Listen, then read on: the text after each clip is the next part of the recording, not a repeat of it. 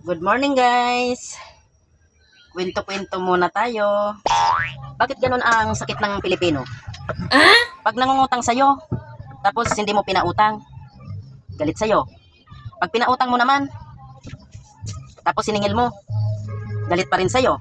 Kasi sasabihin, hindi makapaghintay, babayaran naman. Bakit guys?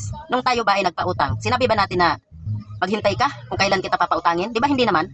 Yan ang sakit ng iba, hindi naman lahat.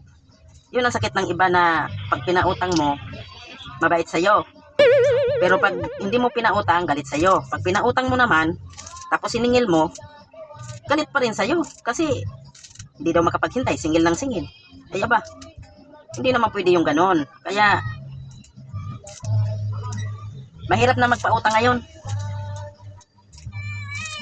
Nakakatakot na magpautang, lalo na yung mangungumusta sa'yo bigla. Kumusta ka na? Ang kasunod niyan, abangan mo na. May pera ka ba?